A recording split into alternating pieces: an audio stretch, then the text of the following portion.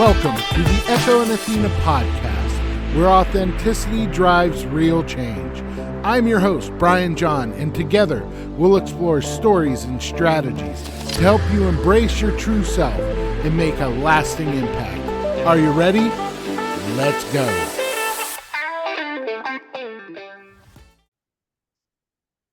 All right, welcome to Echo and Athena's podcast. I'm your host, Brian John, and today we are joined by the one, the only, Sarah Waller, who is a breathwork facilitator. She's a health wellness coach and sound healer. After 15 years in the medical field, she decided to begin the process of connecting with people through sound healing and through breath work to help people deal with anxiety, grief, depression, stress, and even physical pain.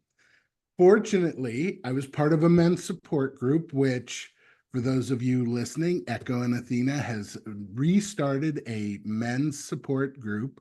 And we met through a group I was in where Sarah was coming to do this thing called somatic breath work. I had never heard of this before, but it was interesting. And so I started to do the research and see what was behind it, and had just an amazing experience and have several experiences since with Sarah, who is top notch. You're going to love this episode. One of my favorite people out there, ladies and gentlemen, Sarah Waller. Thank you for joining us, Sarah. Yes, and thank you for that wonderful introduction, and thank you for having me on. This is very exciting. Oh, you're totally welcome. I'm stoked. So we can kind of just get into what's going on in your world right now. What's fun, what's good, what's really getting you going these days? Well, the weather has been amazing. So I'm really loving that it's starting to cool down. So spending time outside isn't so hot and sweaty. um, I'm a big gardener. I'm so into gardening, and so the weather has been great for that. Other than it would be nice if we got a little rain. It's a little dry out there. But I've recently made a transition in my work career. I can talk more about my background in a few, Yeah. but I've been in the dental field for a long time, and I have tried so many times to leave my dental job, and then I always come back. But I just recently left again to pursue my true passions with breathwork and sound healing in my business. And it's been a little bit of a transition, but it's been really nice, allowing me to have more time for hobbies and have more time to serve people, to facilitate these wonderful modalities that I love so much. So That's that's what's going awesome. on in my world. That's awesome. Yeah. Um, yeah, let's just jump right into it with, tell us about you, your background, and what was either the moment or the process that led up to, hey, I want to do this breathwork sound healing deal. Yeah. Yeah, it's been a long journey, but I'll try to keep it somewhat short. So my background is in the dental field, as I mentioned. I went to a vocational school when I was in high school for dental assisting. So I started there and then transitioned to dental hygiene, went to school for that. So cumulative in the dental world, it's been about 20 years, which is wild to say that. And I knew shortly after graduating college that dental hygiene was probably not the forever career path for me. Um, when I was in college, the thing that I loved the most about dental hygiene was connecting with people. And in college, it was a clinic setting where people paid like $10 to come get all their dental work done. And people were so appreciative, and it just felt really good. And I had this sneaky feeling, when I go out into private practice, I think this might shift, this might change. And it did. Going into private practice, it's a lot more of, oh, I hate coming to the dentist, I hate being here. And it just had a different feel. And so I kind of knew early on that it wasn't the forever thing, but things that kind of led up to the transition. A big thing that I recall when I was in school, when I started college, I struggled a lot with depression, anxiety, really poor stress management skills. and I was really, really struggling. And my mom suggested, why don't you see if your college offers a stress management class? And I was like, okay, cool. So I found one. And it's so funny because this was back in the day when virtual learning was not like what it is now. So the stress management class I took was virtual, but it was on VHS tape. So I would go down to the bookstore and buy my week's worth of classes on VHS tape, go home and watch them. And this was my first introduction to meditation, to the chakra system, to energy healing. And I was so interested in it. I mean, I would watch those tapes over and over, and it really spoke to me. But I was so laser focused at the time on dental hygiene. While it interested me, I kind of put it all on the back burner, didn't really adopt some of the things that class was trying to teach me. I mean, some of the things I did. Um, but yeah, I didn't know that I'd be kind of circling back to that years later. So fast forward, I graduate dental hygiene school. I'm practicing. And like I said, I kind of knew this wasn't the thing for me. And what I pulled from it that I loved was the connection with people. I loved having repeat patients that I got to know, building relationships with them. Loved that. But the tricky thing for me was going along with the allopathic world, the Western medicine model. And not that, dental hygiene has a lot to do with that, but it does have some to do with how patients are treated. And there was a lot that wasn't in alignment with how I saw healthcare being.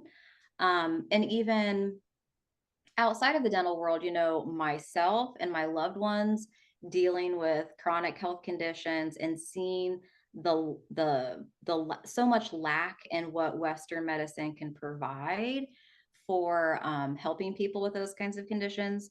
So that's where my interest started to lead me. Like, how can I make a difference with people? How can I help people in a more holistic way? And initially, my thought process was functional medicine. I have struggled with autoimmune and different health things, and so I utilized a lot of functional health, functional medicine, root cause medicine, and so initially, that's where things kind of led me. I decided to get a degree in health and wellness.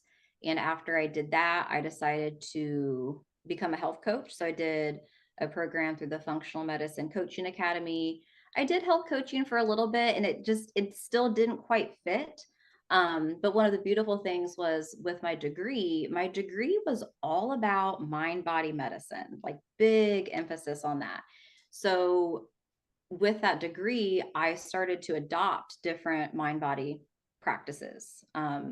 Yoga was a big one, meditation was a big one, acupuncture, things like that. Um, and so when I was meditating, I was really on this journey of like self exploration, trying to figure out who I am, what I want to do. And I was in this meditation this one day. I'll never forget this meditating, and it was like the biggest download ever about breath work and sound healing. And mind you, this was back probably like 2018. So these modalities weren't super mainstream popular yet. And so it was really odd that this was coming into my field. And I had done a breathwork practice years prior, not knowing what the heck I was doing. It was on a podcast. But I really didn't know much about these things. So I was like, where is this coming from? But it sparked this curiosity in me. And so I started to just like devour information about it, listening to podcasts, reading books, getting on YouTube, just doing tons and tons of research. And then I finally was like, let's just jump in. And so bought myself a set of crystal singing bowls, started to practice and play those, started doing breathwork certifications, and that really resonated and landed with me. Like, okay, because before that, I was just kind of like reaching, grasping at all these different things, trying to figure out what to do, and nothing really stuck. But once I found those two modalities, I was like, oh yeah, this is it. This is the thing for me. So That's rad. And Yeah. I think there's something core to that process of you were learning things, you were experiencing some different things, you started meditating, but then in that practice of experiencing and then getting quiet, Hmm. the intuitive self will start to turn you. And, let alone the fact that depression, anxiety is absolutely pandemic proportions at this point. It is the basis of so much focus, and yet we keep trying to do more. Hmm. We keep trying to put in more, and you essentially stripped back Yeah. and you were experiencing, you got quiet, you allowed yourself to guide your direction as to where you're going, and then you went for it. And so many I have 3 kids, one of which knew exactly what she wanted to do when she was about 14, one of which had an idea and has since kind of not 100% sure where she's in college now, and she's adjusting some things. And then my youngest has no real idea what he wants to do that's interesting. Yeah. And so a lot of times these paths, they come through experimentation, they come through learning new things, experiencing new things. And still, as widespread as people were talking about things like somatic breath work and sound bath, Reiki, and all of these other modalities, I just heard of a new one called Rolfing, Oh, yeah. um, Yeah. where these new modalities are coming forward, but there's still a lot of intense curiosity. Yeah. And so when you think about a session, or providing a session, or someone's first experience, what are some of the things that would be good for someone to know going into having a breathwork or sound healing session? Yeah. And there's a lot of good things to know. Some people come to those experiences having done breath work or having enjoyed a sound bath before. Some people come in not knowing anything. I think the biggest thing for people to know, or my biggest recommendation for anyone coming into a session, is keep an open mind, Mm, because you never know what is going to transpire. You never know. Maybe your best friend had a session, they told you all about it, and you're all hyped up, but your session might look totally different than their session. So I think the biggest thing is come in without expectations, come in with an open mind, come in with willingness to accept whatever the breath wants to show you or whatever the sound brings forth. So those are the big things. I mean, I do prepare people, with a waiver for breath work to kind of go over some safety considerations. There are some things like that, but just general, what do I want people to know coming in? Just remain open. yeah. So much of how we live is driven by certainty. Like, Mm. we know this, we Oh, know that, and as opposed to just being open. So yeah. I think that's not only great for sessions, but just life as we go. Don't dig your heels in. Yes. Um, and just doing that and being open. I will tell you, my sessions, they range. Every time it's a little bit different, Yep. and it just really kind of it's for those who are listening who may not have experienced this before, there's solid science behind all Oh, of yeah. this. And this is not just woo woo. It's really, it is magic. And if you haven't tried sound healing, breath work, or Reiki, one of those, you should. It absolutely is worth the experience, and you can discover a lot about yourself. And 100%. Yeah. as we keep going on this, what is really kind of fascinating to me is your authenticity. You are very authentic, as a friend. You are very authentic as a practitioner. You are very authentic on social media. And that is something that I admire and appreciate so much in you. And what does that whole concept of living authentically mean to you? And how do you practice that daily? Yeah, it's huge. And I was so fortunate when I got into all of this stuff, this transition from dental hygiene to living more spiritually, living more aligned. I had a coach. We did a group coaching program, and it was actually called Your Authentic Self. And that was really one of the first things I did when transitioning. And it was actually before 2020, which that's kind of when a lot of us really started to explore our spirituality.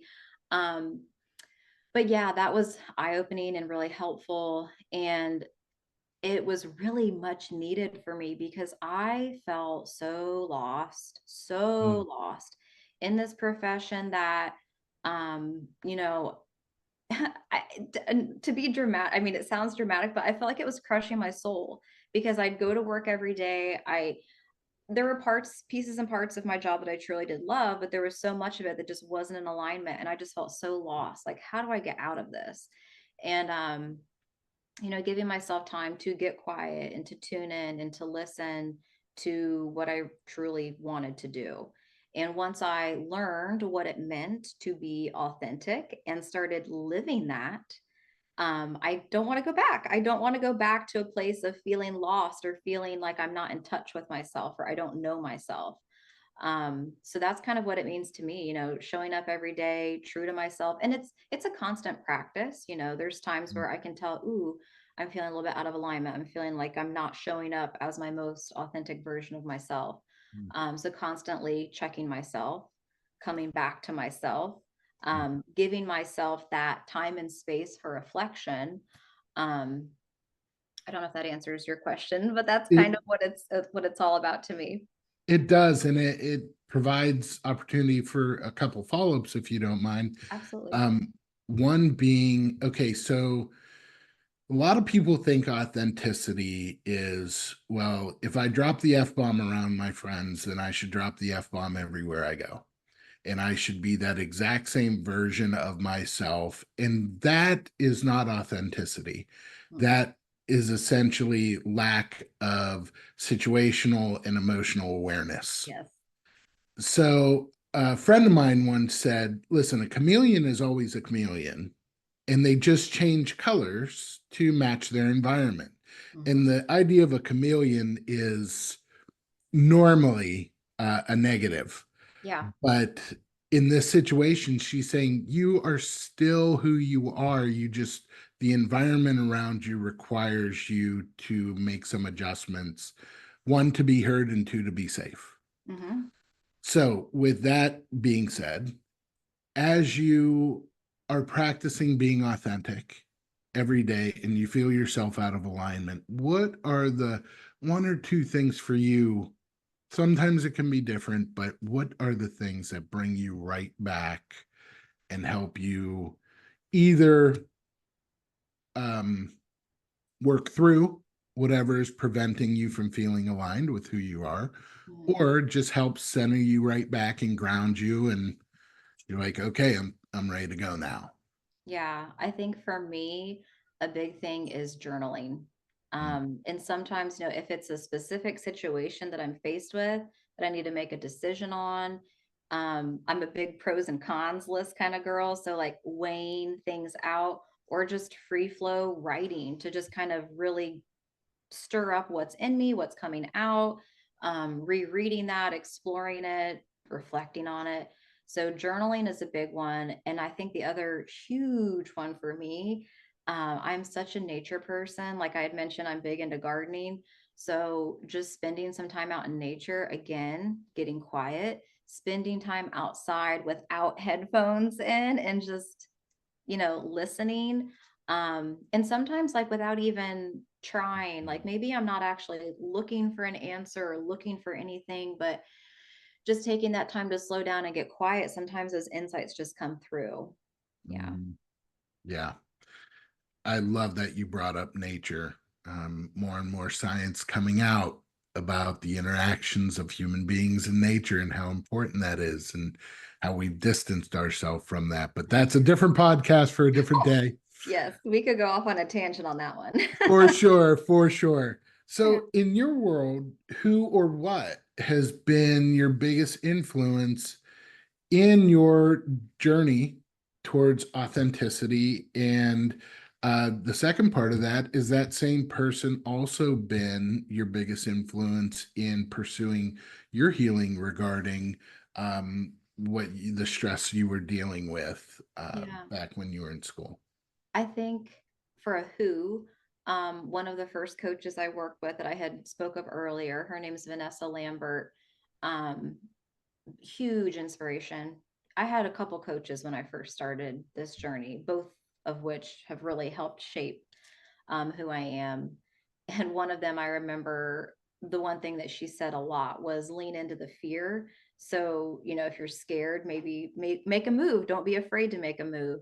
Um, and yes, those people are still a part of my life and still an inspiration. But I think more so than the who is the what, like what inspires me to stay true to myself. And for me, that is feeling the opposite of that. So moving through that period of my life where I was inauthentic and knowing how bad that felt. And also, just another example, when I first started down this path, I had mentioned, I was really interested in functional medicine. And I had this practitioner that I was working with that, oh my gosh, I admired him so much. He was smart as a whip. He helped me so much. I just thought, oh my gosh, he is awesome.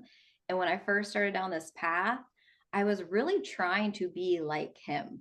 I went Mhm. and got all the same certifications that he got. I did an internship with him. I did all these things because I wanted to be like him.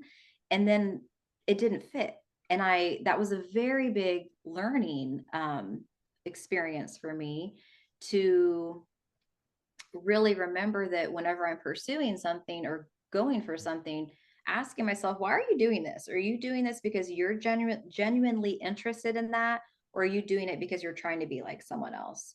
So Mhm. for me, what keeps me wanting to pursue a life of authenticity is knowing on the flip side what it feels like to be lost or what it feels like to be trying to be like someone else, and knowing how good it feels when you get to the point where you are really true to yourself and you are really happy with where you're at in life and what you're doing, and that feels so damn good. I don't have any interest going Mhm. going back to the other way. So Yeah, I often ask myself a similar question, like, what would I be doing now if I didn't follow my authentic path? yeah. And it always ends with, and I would be miserable. So, Yeah, it's true. It's true. And we all have a choice. We can stay comfortable and complacent where it doesn't feel good, but it's comfortable and it's familiar, or we can expand and evolve and take some yes, risks and do it for our yes, happiness. yeah. Yeah. So much is talked about in regards to happiness, but few people really talk about how important finding some type of happiness, because for all we know, we go around one time as this consciousness Hmm. on this planet. And what is the point if we are just draining ourselves out, being miserable all the time? Yeah. Um, and so that lends itself back to a little bit of that idea of authenticity. So if you were going to say this is what being authentic is, knowing that we've kind of debunked the idea of if I drop the F bomb with my friends, I got to do it no matter where I am. What is authenticity to you? I think it's showing up um, unafraid of who you are, fully Mm, expressed as who you are, not bending or changing your wants, your needs for others. So, not self sacrificing. Um, what else would I say?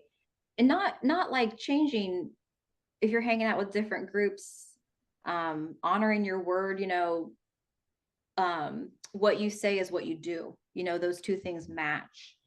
and not trying to like impress other people, or really really being solid and secure in yourself instead of like looking for outside validation. There's a lot I feel like that goes into, but those are the things that really come up for me, is just really being solid in who you are and unafraid to show that. And of course, like you said, there are times where you have to use situational awareness and be emotionally intelligent, and maybe there are small adaptations that you make as to how you present yourself. But at the core, like really honoring your values and your core beliefs. Yes. Yeah. Oh my gosh, that was worth the price submission right there. That was absolutely one of the best explanations. Everyone always looks to see, like, can I put it into a can? Can I put it into this little quick definition? And it's not, it's layered. Yeah, Uh, there's a lot. Yeah. and everything you spoke about there is essentially the act of self love and self acceptance that gives rise Hmm. to authenticity. Hmm. So, that, yes, thank you for that. You're welcome. And I don't know, because I blabbered a lot, but I don't know if I brought up honesty, because that's another thing that comes Mm, up when I think about it, is the ability to be honest with yourself and honest with others. mhm. I don't know if I touched on that or not, but you're right. It's very, very layered. There's a lot that goes into it. So, And what's really interesting is because we get in these tracks, I mean, if we think back in what kids are interested in, and I came out of, being a teacher, coach, principal, so I was in the public school system. If a kid showed interest and aptitude in, let's say, uh, volleyball in sixth grade, their life was dominated by mhm. volleyball all Yeah, year long, different leagues, different parts of town, travel leagues, all probably. this other stuff. Hmm. And as great as that is, and maybe that's why they were lucky enough to do something that they love it, live it, drink it, sleep it. But we also see a lot of those kids by the time they're seniors in high school quitting their sport. Yep. And my point here is that we lock into these paths, and other people tell us, here's what we need to do in order to be good at something and be consumed by it. But then there's all of these experiences that they're missing out on, Yeah. that they can use to figure out who they are, that they could use to figure out who is their authentic self, so that they know what they like and they don't like. I remember a few years ago, I was going down the road of real estate, and I'd got my license, all that stuff. My license renewal was up and it was going to cost a ridiculous amount of money. And I was struggling because I hadn't made enough money to offset all the other costs. And a friend of mine said this to me: it's never a loss of money when it's used to figure out what you don't want to do. It's And true. that's a piece of becoming authentic, Yeah. of figuring out what we don't want to do. Yeah. I wholeheartedly agree with that. That's just like, you know, some of the certifications and things that I've paid for that I don't really utilize. It's not lost money. It's figuring out that's not for me. But I Mhm. also learned something along the way. Yeah. And something else that you were talking about, I think that when you're young, when you're a kid, that is a hard time to be authentic, because I think, that's when you're figuring out yourself. You're surrounded by so many different groups, different cliques. You're trying to fit in. You want people to like Mhm. you. Um, I was reflecting a lot about childhood and authenticity, and that's hard. Yeah. So if I don't have children yet. I know you have children, but when I do, that'll probably be something that we discuss, is like, because that was never discussed with me. My parents probably didn't know much about that. But Mhm. I think it's important for kids to really explore who they are, because it's so easy to have all these things, all this conditioning and all of this stuff that's expectations, all these things that are placed on us that mold us and shape us. And, so So, but when you run into that, when you run into pressures or expectations that are not even self-generated, they're coming from others, how do you stay true to yourself in the face of that pressure or those levels of other people's expectations yeah, that come along with that? I think, self-awareness is huge. Taking time to check in, to really evaluate these expectations. Are these something I want to fulfill? Is this something that is not for me? I think really setting boundaries, healthy boundaries, which, oof, that's something that's taken some practice, as we were just talking about being a kid and like wanting to be accepted and wanting to be liked by others. That's Mhm. something that follows you through adulthood. We still want to people please essentially. But when there are external pressures and expectations, having the ability to say no, or to have strength and courage to be like, let's talk about these pressures and expectations. Um, yeah. And then I think the other thing too is really having confidence, like being confident in who you are, and knowing that, my path might look different. These expectations aren't, I don't want them to be impressed upon me. And just knowing that the choices that I make are valid, and just having confidence in that, because there's always going to be expectations and pressures to be a certain way. Right. But you just really have to check in with yourself, and I guess really at the end of the day say, is it worth it? Like, Ah, yeah, yeah. absolutely. And with that also comes, growth, Hmm. saying no to people, saying yes to yourself. Hmm. Sometimes the pressures from others can be a good thing in a very limited context of, let's say you've really wanted to do something and you've got a cheering section. That's good pressure. They're Yeah, they're 100%. supporting you, they're loving you, they're caring for you. But also when we come up to new things that we're not necessarily comfortable with, how do you balance authenticity with also the soul's need to adapt and grow and try new things? That's almost a juggling act. So, how do you balance that idea of, I don't think I like this, or I've never tried it, it just doesn't feel right to me, but let me try it? Yeah, well, I think that's how we figure out whether we do or do not like something, is you got to try it on for size. Mhm. But I think really, embracing growth mindset, like we're always going to grow. Well, hopefully we're always growing and expanding. And having flexibility, being able to adapt as you grow and change.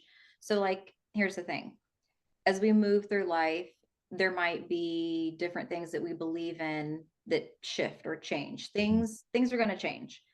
But I think for most people, we can always go back to our core values, like what we really have at the core. But we were talking about being open-minded earlier too. I think that this definitely plays into growing and changing and evolving, like keeping an open mind about things, but always at the end of the day, coming back to who you are, coming back to your core values, really checking in, um, with who you are. And yeah. And if it doesn't fit, if it doesn't feel like it's for you, then leave it at the door and go on to the next thing. So I'm going to ask you to expand a little bit on something you've talked about. And Mhm. I know what it means for me, but for those who are listening who maybe it's unfamiliar, what do you mean when you say check in with me? Like check in with yourself. Yes. Um, how do I want to explain this? Um, check in, like, okay, I'm going to use an example. Um, Perfect. there's a long time ago, I don't know what podcast it was, but I used to listen to the Aubrey Marcus podcast. And he used to talk about being the observer of your thoughts. Like instead of reacting, like kind of taking a pause. Like if you get really angry about something, for instance, instead of reacting with anger, just say, oh, that's curious. I'm really angry. I wonder why.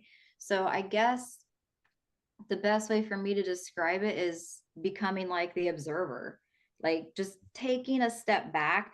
We always have that monkey mind chatter, right? Why not use it in a constructive way instead of just letting it run the show, kind of using it in a constructive way, like a curiosity and exploration of our inner dialogue. So I hope that answers your question, but to Yes. me, that's what I mean by checking in. Or checking in can also maybe be if you do have a big decision or a big something coming up, like taking some time to journal or self-reflect, kind of like weighing options and exploring things before jumping into action. So I think there's a couple different ways it can be utilized, but I think especially for people who do meditate and do take time to slow down, it just becomes this act of self-awareness.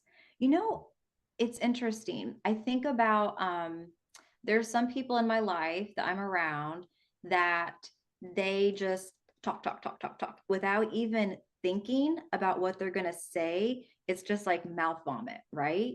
And so it's kind of the opposite of that.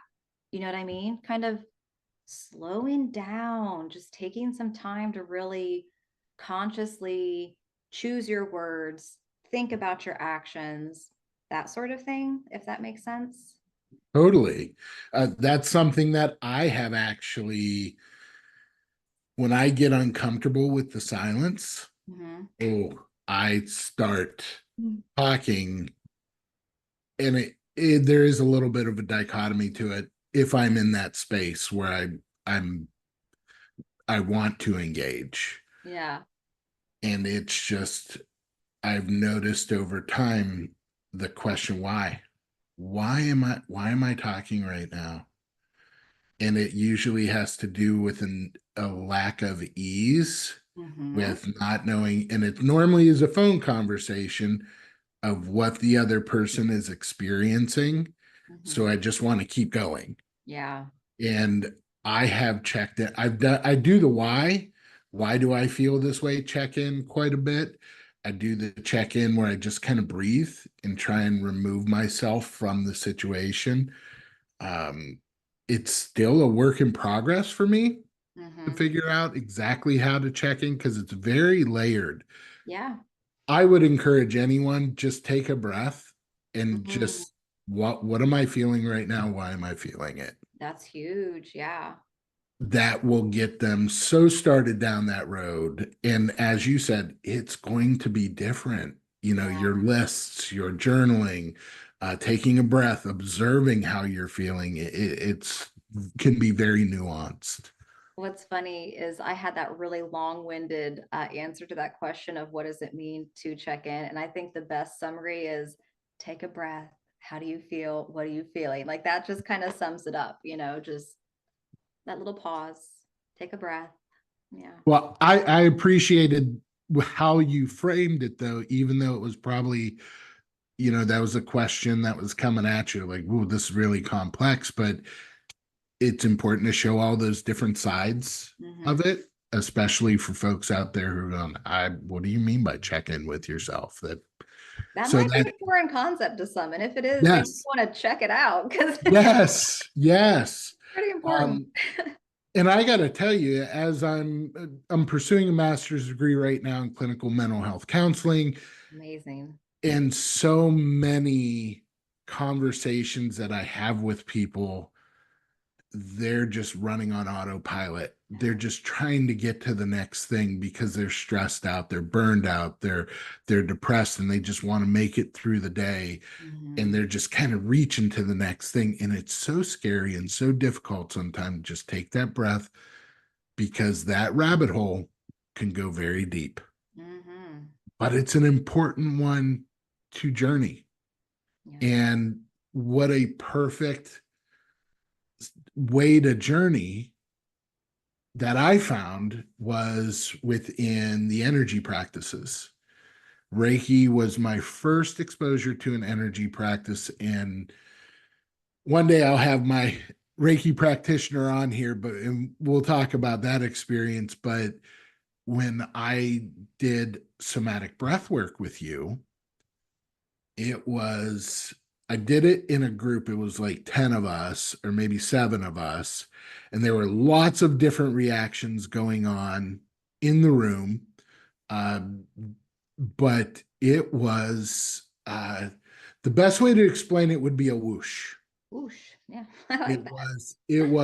There were, we're all going through a lot of stuff all the time, but it was kind of like this whoosh of taking stress and fear off my shoulders. Mhm. And so when those who are new are looking to experience this, can you give a more detailed definition on what exactly is somatic breath work? What exactly is a sound bath? Yeah. And how does it facilitate either healing or self awareness or greater self understanding? Yeah. Well, we'll start with breath work. With breath work, first of all, for those that aren't familiar with the term somatic, somatic just means of the body. So this is a breathwork practice that really gets you in touch with your body because as humans, we spend a lot of time up here in the monkey mind thinking. So it's a circular breathing pattern and it kind of aims to turn off that thinking mind so that we can tap into some of the more primal parts of our brain, our subconscious, as well as listen in to anything our body is trying to communicate with us. And what it's aiming to do is like you described that whoosh. It's aiming to kind of discharge, dispel stress, anxiety. You think about like all the burdens that we carry. There's that saying, carrying the weight of the world on your shoulders. Mm, We hold on to a lot. So this breath work allows us to release that and let that go. And what's so healing about that is when we let go of all of that self doubt, worry, anger, grief, whatever it is that we're holding on to. When we whoosh and get rid of that, then we have more space and more capacity to take on what we want. We have more space and capacity to show up as our authentic self, to live the life that we were meant to live. So mm, that's the healing aspect of it. That's the very short and condensed version. I could talk and beautiful. talk and talk about breath work. And the other thing with breath work that I'll mention is there are so many different kinds of breath work out there. This is a very specific modality. Good to do it with a practitioner because, as you know, things emotionally can come up. It can be quite challenging for people sometimes. So it's really nice to have someone there holding space and kind of guiding and helping you through it. With sound healing kind of works on the premise that we are always in a constant state of vibration, right? All things in the Mm, universe are made of matter. We're constantly vibrating. And through the use of musical instruments, a lot of times I use the crystal singing bowls, chimes, sometimes I use my voice. But these frequencies and vibrations wash over our body and resonate and help restore harmony within our body. And sometimes we also use dissonance to kind of break up mm, stuck energy or things that we might be again holding on to or carrying. So we can have an emotional release, we can have a deeply relaxed experience. Sound healing also works on our brain waves. So a lot of times I use meditation as an example. Some people find it very challenging to get into a meditative state. It's kind of hard to quiet the mind. These frequencies and vibrations alter our brain waves, and it helps us to get into those more relaxed brainwave states.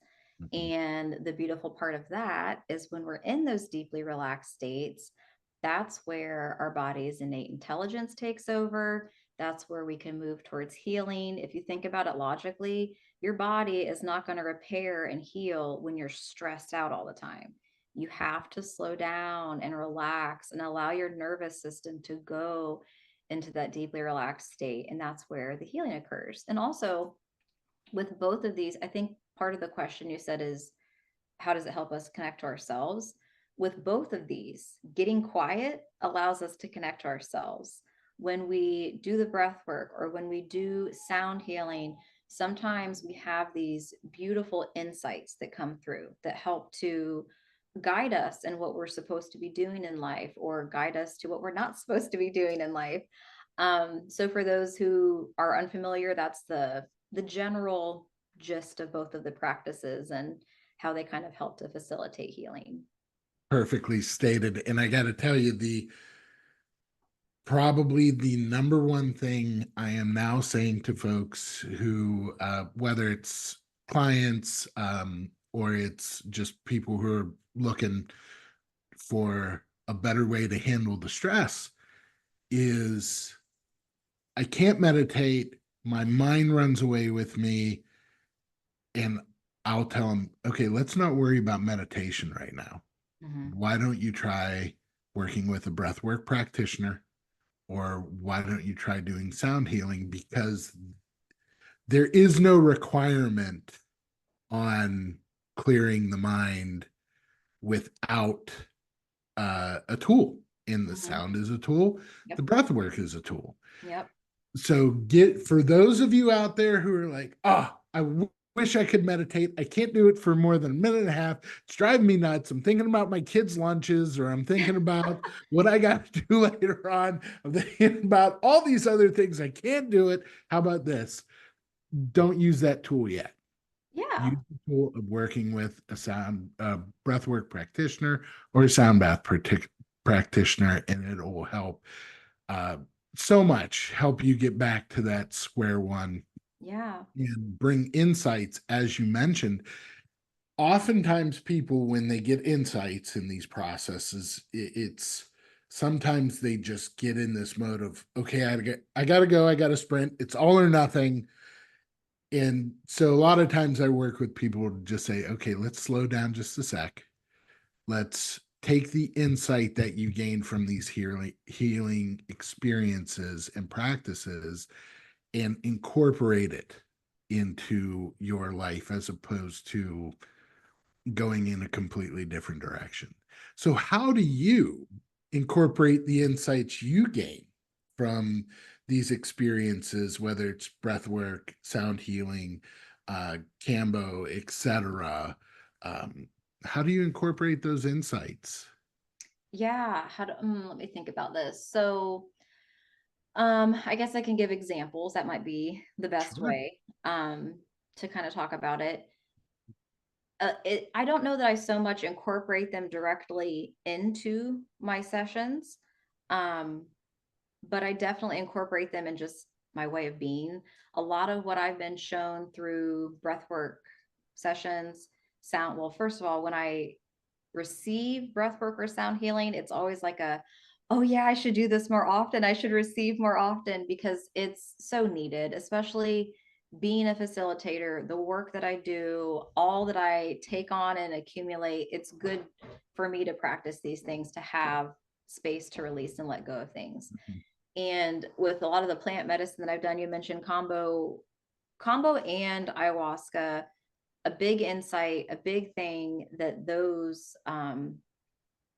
medicines have taught me is how to sit in discomfort, Mm, especially as a facilitator, because there are moments when mm, you're facilitating, especially breath work, that are extremely uncomfortable. When you're holding space for someone who is freaking in the trenches, like getting out all of their shit, it can be uncomfortable. So knowing that this moment will pass, knowing that I have the space and the capacity to help them through this. And another funny one, I forget what we were talking about earlier, but we were talking about silence, becoming comfortable with silence.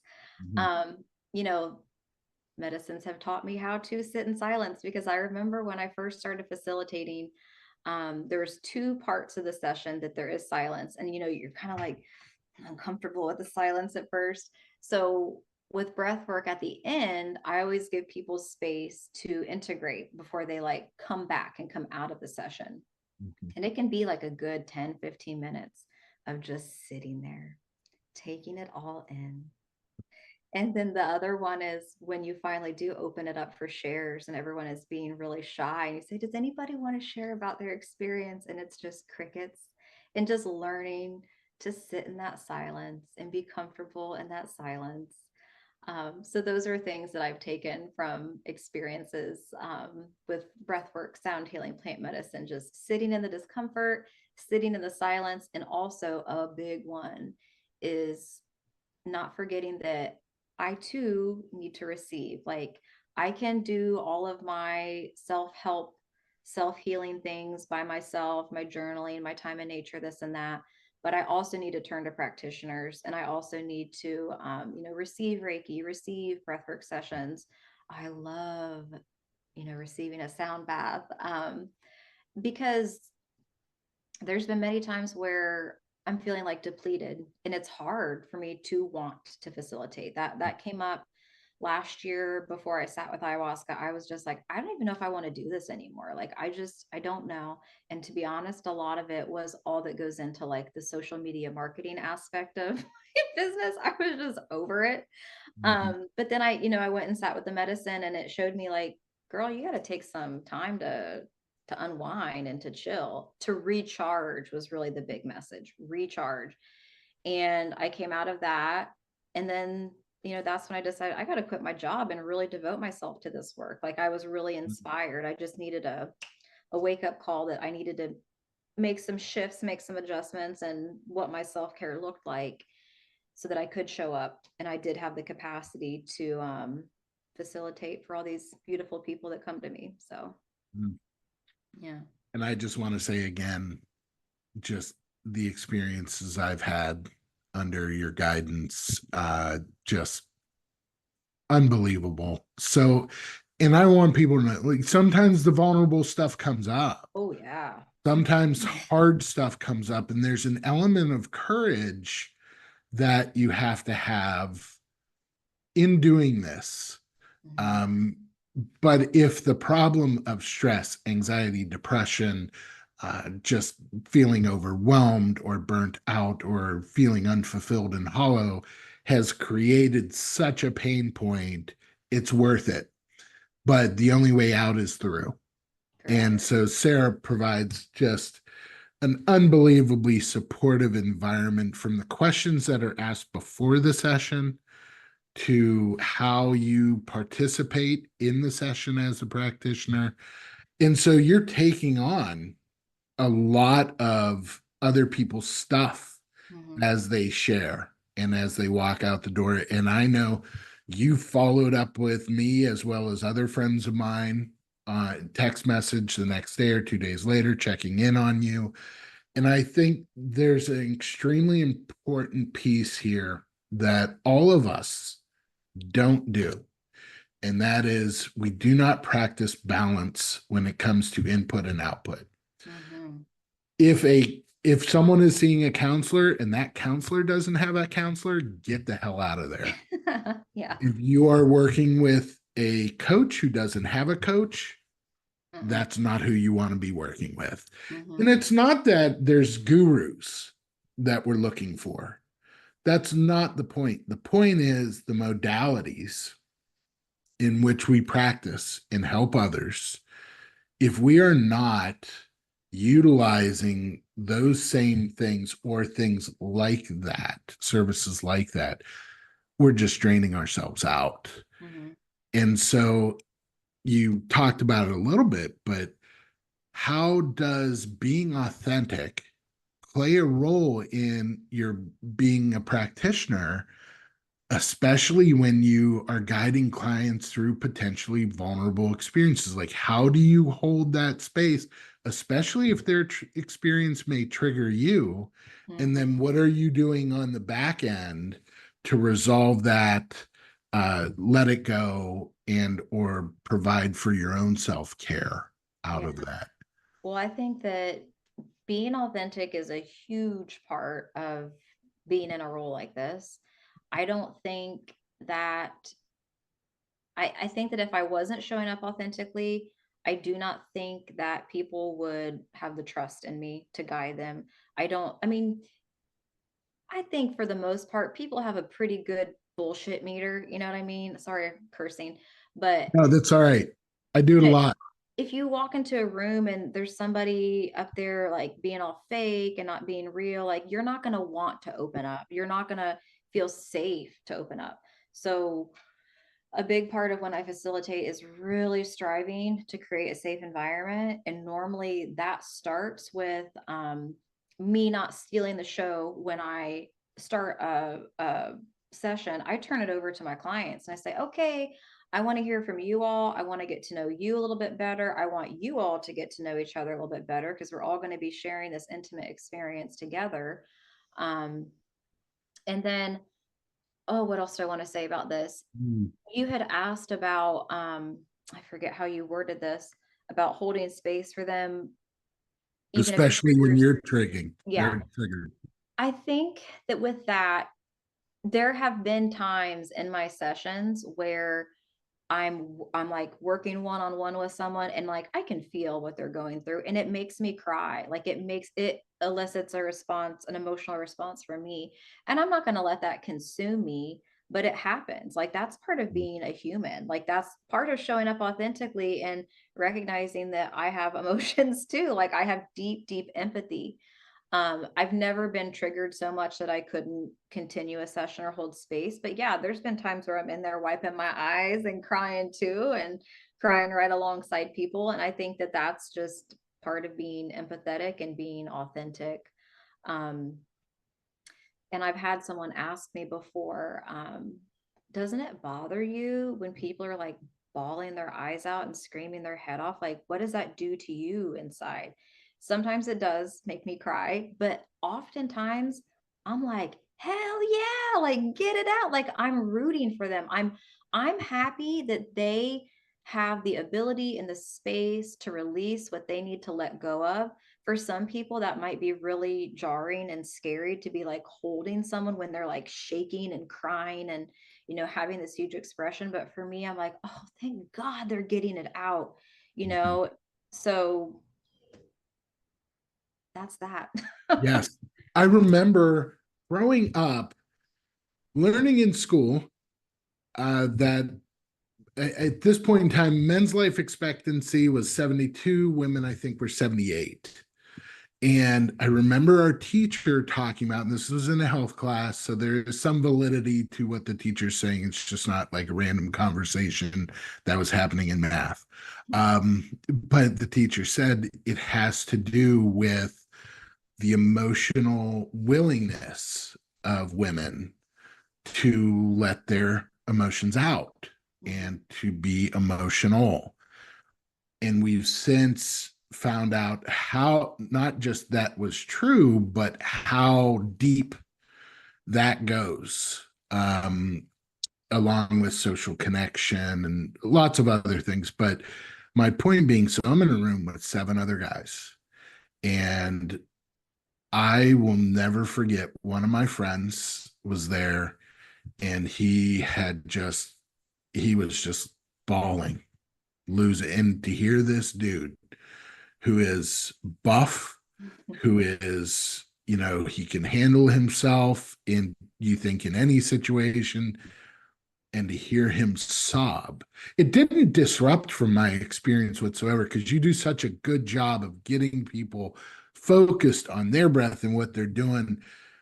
But there was a part of my heart wanted to help assist him, but in the same sense there was such a confidence having you in the room and the way you go about it that I knew he would be helped, but also he was really doing it as a leadership. It was authentic, but it was a leadership action that allowed other men in the session to be like, all right, I don't have to hold this anymore. And just so I could see very much so in that scenario, you're like, yes, get it out. And Mhm. that being a driver Yeah, it's like, of, how long have you been holding on to this? Like it's time to let it go. Yeah. yes. Yeah. And so when you think about the work you do and how much good you do that you will never get to see, there's no doubt in my mind that you are a difference maker in how you approach this and how you live authentically and just show up for people. But how do you, even in the seasons where maybe you're not seeing or hearing about all the experiences everyone's having, what ultimately does success look like to you? It's a tricky one because I Mhm. don't, you know, in my former profession as a dental hygienist, some of my jobs would require us to track our productivity, track our production. There was a lot of boxes you got to check, like how much money did I make today? Did I hit my goal?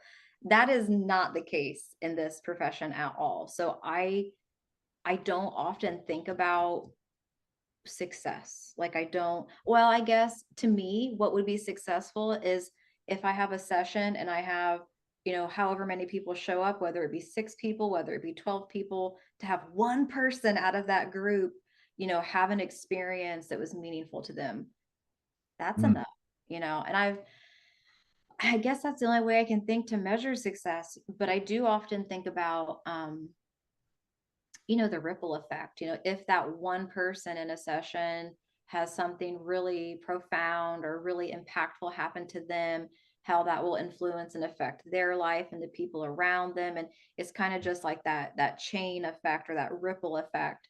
So there are no, I don't know, like big parameters for success that I can really think of other than I just want to help people. I just want to help people, and that's kind of it, you know. We've entered into, you're going to help me make a point here. We've entered into, or maybe we've always been there as people, that these outside metrics that are the determiners of success. Hmm.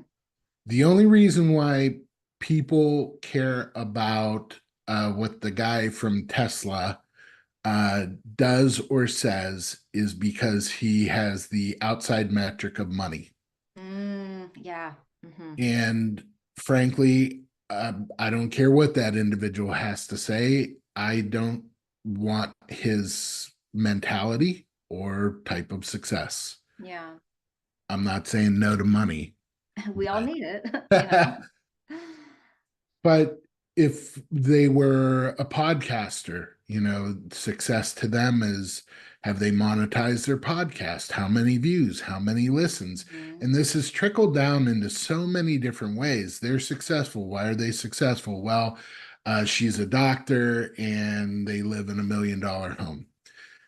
So, my point being is that success, as you put it, essentially is, it's not about the outside metrics. It's about how you feel about yourself.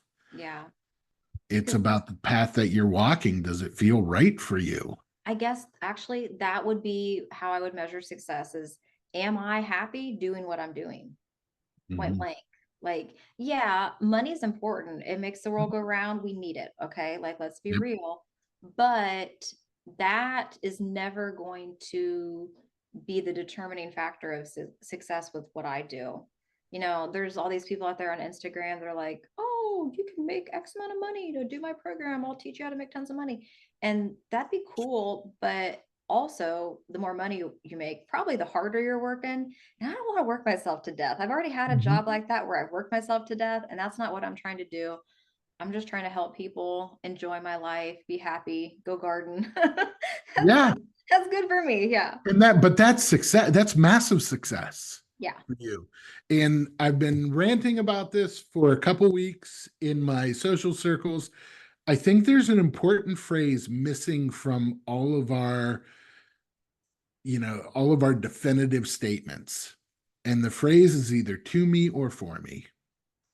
Hmm. Gardening, Hmm. helping people, enjoying life, that is success for you. Hmm. And for me, it's having enough, being able to go on some vacations, maybe travel. I don't even know how much I like travel because I had never really traveled that much, but doing those types of things, coaching people, helping people, speaking, that's success for me. Yeah. And other people, that may be a nightmare. But that's why I really think, and I don't think this podcast is going to change all of world mentality, but maybe just a few of you out there, Exactly. Yeah. you know, Yeah. how about for me, to me, look at success differently. Because oftentimes chasing the idea of success will, a lot of people puts them in the ground too soon.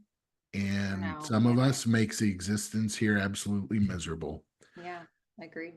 So when someone, if someone were to come to you and say, Sarah, you live so authentically, you show up authentically, I'm struggling with that. What advice would you give them? I think if you can slow down, just slow down. Life moves so fast. Get off your phone, like be with yourself, just you. Um, really explore what your passions are, what your hobbies are, what gives you that spark, what lights you up, and do more of that. I think, as adults, when we get into this adult world, we kind of forget about our hobbies and things that excite us because we're so focused on work, take care of the kids, do this and that. Oh, I don't have time to make myself happy. Come back to yourself, come back to what lights you up, come back to what makes you happy, what brings you joy. You don't have to be so grown up all the time. You can act like a kid and have some fun. But I think really the biggest thing, because I think I alluded to this earlier, being lost to me is like the opposite of being authentic. I don't know if that's quite accurate, but to me, in my mind, not knowing yourself, not being connected to yourself, just kind of doing what everybody else wants you to do. If you're that person, you need to really ask yourself, what do I need to make myself happy? And little by little, you'll start to learn more about yourself. And as you learn more about yourself, you'll start to grow and blossom and really know what this concept of authenticity is all about and how good it feels when you feel good in your body and you embrace, all of your strengths, all of your weaknesses, like you really embrace who you are as a person. Mhm. It feels good, but it's a practice. It takes time and it's not going to happen overnight. And you know there it's not like a destination, it's a journey. It's a Absolutely. lifelong journey. So, but I think it starts with slowing down and just getting to know yourself. Like, who am I? What am I about? Yeah, for sure. Is there any type of book, quote, resource that has significantly influenced how you approach life or even your work? Yeah. Yeah. When there's tons of cool books I've read, but the one that really sticks out when I first kind of started down this journey, it was an interesting way this book found me. I feel like books are great teachers. There's always like the book you need to read happens at the right time. Like there might be a book sitting on your shelf and it's sitting there for years, and then at the exact moment you need it, you read it. But anyways, if you're familiar with Joe Dispenza's work, all of his work is absolutely amazing. But the book that really hit me was Becoming Supernatural. Mhm. This was like back when I was really dealing with uh, some health issues, some mold illness, probably some Lyme disease in there that hadn't been diagnosed yet. But Mhm. I had this like super bad victim mentality and just this very negative, I'm never going to get better. I'm so sick, blah, blah, blah, blah. And I read Joe Dispenza's work, which is all about, well, I read Becoming Supernatural, which is a lot to do with the power of our thought, the power of our thoughts, like how that can influence our well-being. And if you know his story, like what he's been through, and it's pretty amazing. But that book kind of blew my mind, like how powerful our minds are and the power of thought and positive thought. Mhm. So that was a big one that really was a shifter. And really, the other thing with that book was the power and the ability that we have to heal ourselves. Oftentimes in our culture, we put healing in the hands of others. And I'm talking even with the work that I do. Yeah, I'm not just talking from a medical perspective. I'm talking about uh, emotional health too. We turn all of our power over to others. It all comes from in here. So, really embracing and harnessing that power that we have within ourselves to heal ourselves, whether that is physical, mental, emotional, whatever the case may be. Oh, it's all within us. Mhm. Mhm. I mean, we should seek outside help. too, Yes. because we're not just in this alone, but I'm saying don't hand all of your power over to someone else. Like, Yes. yeah. Yeah, totally. It's I've heard it stated before, in I don't want to misquote him.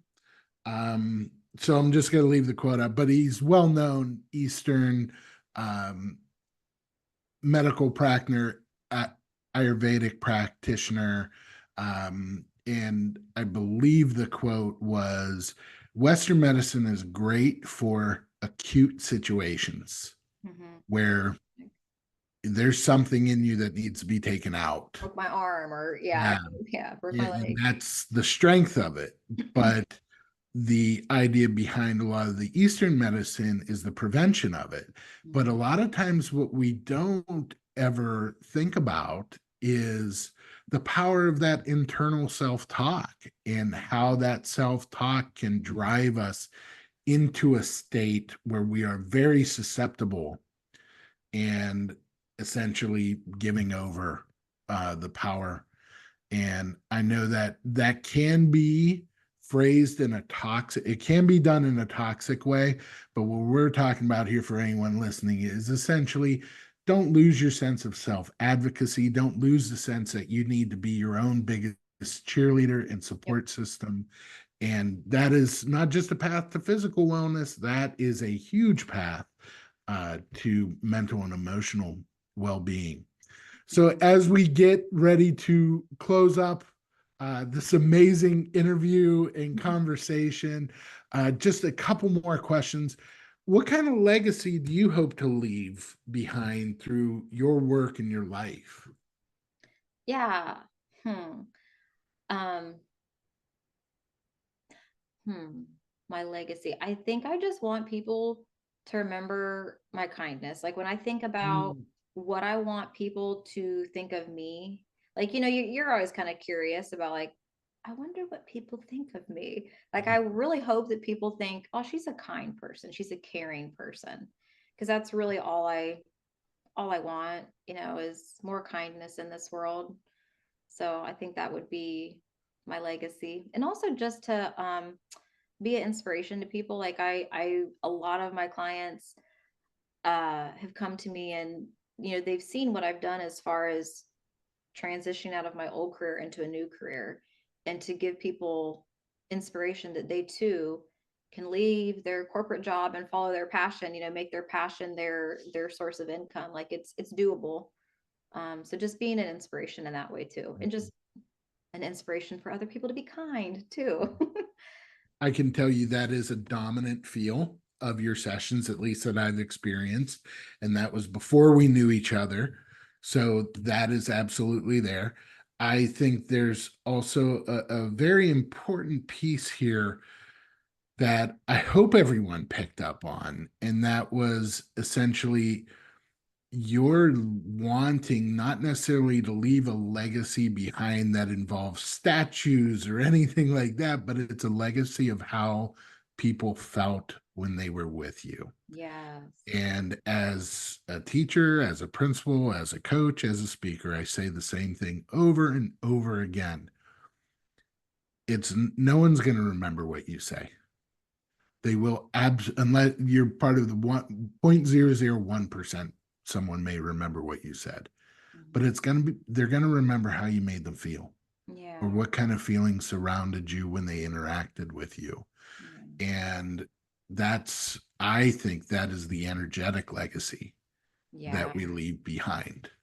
um and I will say, if selling out of sessions was a metric of success or a metric of not success but the experience people have with you, you're constantly booking Mhm. fully your sessions. So Yeah. I think that there's a lot of other people outside of me who would say, absolutely, we feel supported, we feel you're Mhm. kind, we feel you care, and you're really, really fucking great at what you do. Oh, thank Um, you. That means so much. I almost makes me want to tear up. Thank you. yeah.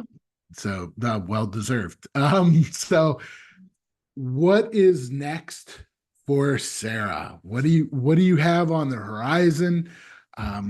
Where can our listeners learn more about you or get to experience your work? Yeah. What's coming up? Well, I'm dipping my toes into the world of retreats. I've, co-facilitated a couple day retreats. We have a couple outdoor retreats coming up, and then October 1st is my first ever overnight retreat that I'll be co-facilitating. So that is something that's coming up. And then, we're getting ready to move into this season of fall and winter, which for me is always a time of like slowing down and kind of reflecting and feeling into what is next. Something that's been really speaking to my heart and calling to me, and I've been saying this for a while, but I'm really ready to put it into action, is hosting some kind of women's circle. I know, the work I did with you guys in the men's group was amazing, but through this work I've done, oh my gosh, I have met some of the most amazing people, so many amazing people.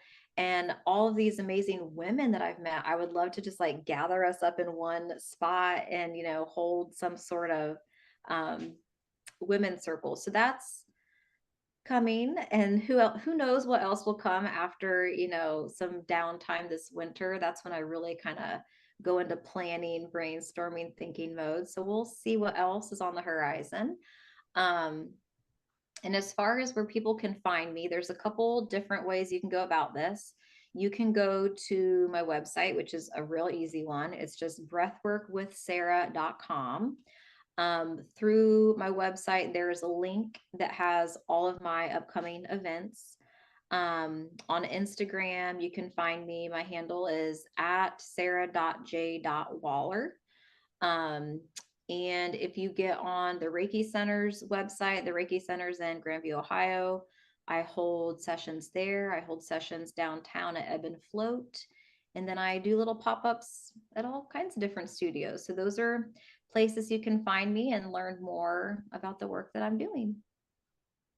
Awesome. And just so for the any of you who are out there maybe typing right now, it's Sarah, Thank you. breathwork at Sarah. Uh, Great website, does give a lot of great information and can get you familiar with breathwork or sound healing. And again, if you've never tried it, you have to. It's like it's like if someone told you a day, hey, have you ever tried a chicken wing?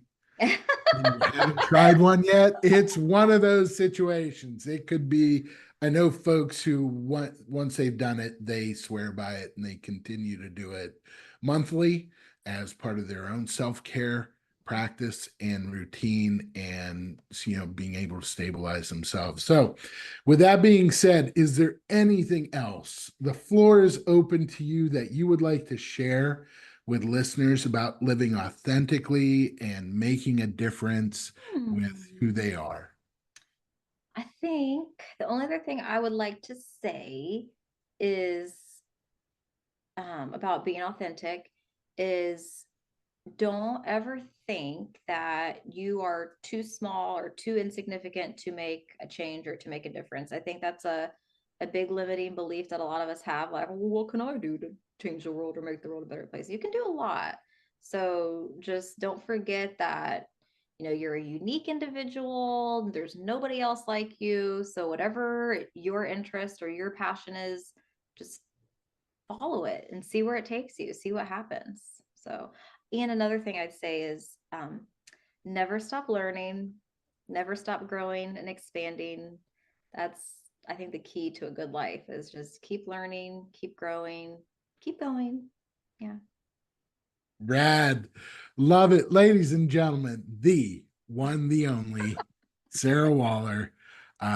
Again, please check her out on Instagram, follow her, uh, go to her website. And if you're in the Columbus, Ohio area or within driving distance, definitely you want to schedule a session. It is so worth it. It'll be like tasting a chicken wing for the first time. So, unless you're vegan, that'll be like tasting, bok choy for the first time. So, Sarah, thank you so much for being with us No, today. Had an absolute enlightening as well as a great time. chatting with you. Yeah. You're a primo guest. Thank you. Thank you so much for having me. It's been an honor. Thank you so much.